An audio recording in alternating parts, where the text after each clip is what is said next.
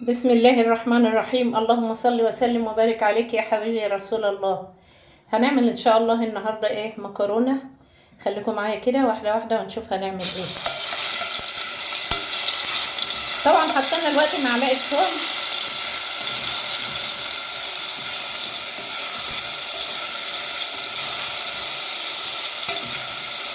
وهنقلبها كده لغايه ما تحمر.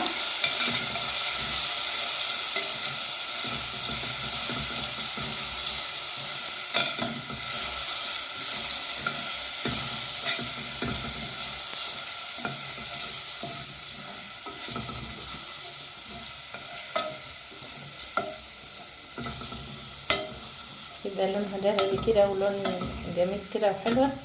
هنجيب الطماطم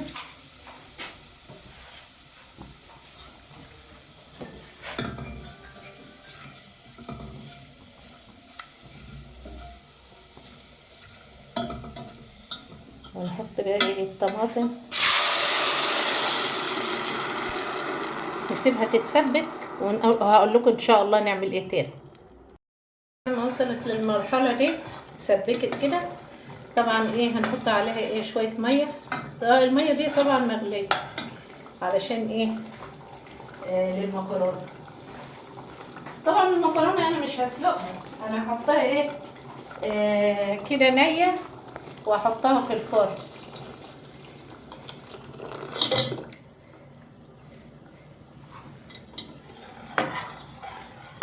نظبط الملح. حطينا طبعا على الصلصه فلفل وملح، وبرضه هنظبطها لو عايزه ملح تاني هنحطها.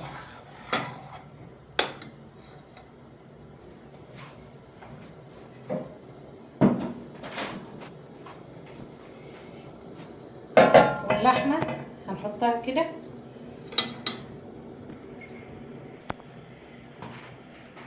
طبعا. اللحمه احنا عصبناها هنحطها كده في الارض بتاعت الصينيه وهنفردها كويس.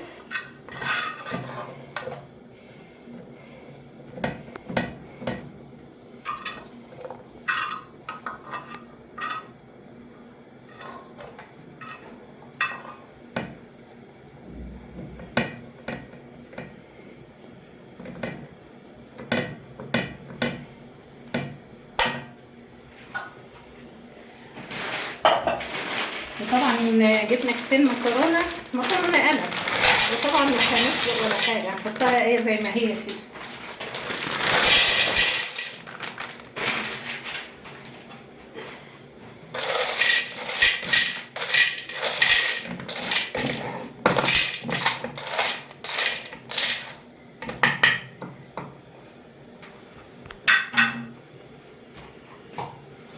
هنظبط احنا الصلصه بتاعتها، يا دوب احنا هنحط الصلصه تغطي بس المكرونه، وهنغطيها ونحطها في الفرن. انا مولعاه دلوقتي وان شاء الله يا حبايبي لما تطلع هوريها لكم، ومش هنسلقها ولا حاجه.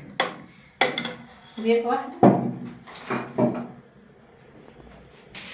وبعد ما كده يا دوب الصلصه غطت المكرونه هنغطيها ونحطها في الفرن، وان شاء الله لما تطلع هوريها لكم. طبعا ديت بعد ما طلعت من الفرن زي ما قلت لكم احنا ما سلقناهاش، حطينا عليها الصلصه بتاعتها وهي اللي سوتها وغطيناها وحطيناها في الفرن. طبعا بيبقى طعمها جميل جدا، جربوها وان شاء الله تعجبكم. وان شاء الله اشوفكم في فيديو تاني، والسلام عليكم ورحمه الله وبركاته.